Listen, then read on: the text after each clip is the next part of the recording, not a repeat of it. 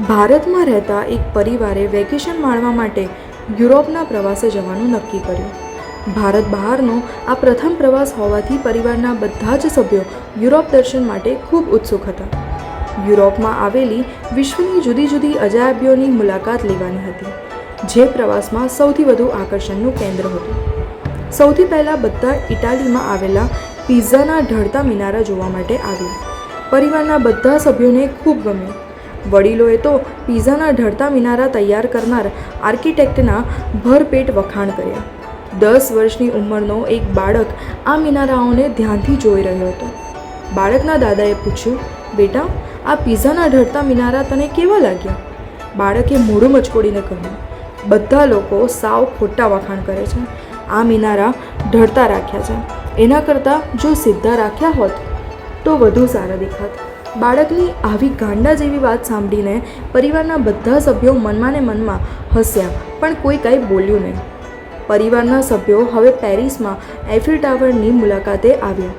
પેલું બાળક અહીં પણ આઈફેલ ટાવરને એક ધ્યાનથી જોઈ રહ્યો હતો। પરિવારના કોઈ સભ્યે પૂછ્યું, આ આઈફેલ ટાવર વિશે તારું શું કહેવું છે?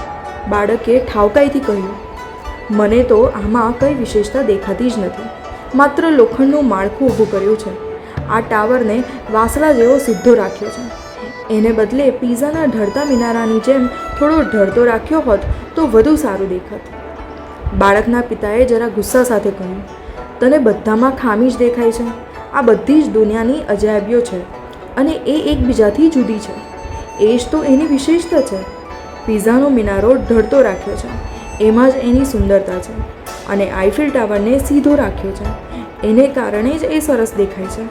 બાળકે ચહેરા પર સ્મિત સાથે પરિવારના બધા જ સભ્યોને વાત કરતાં કહ્યું કે તમને બધાને આ નિર્જીવ અજાયબીઓ એકબીજાથી જુદી હોય તો કોઈ વાંધો જ નથી, ઉલટાનું તમે એના વખાણ કરો છો।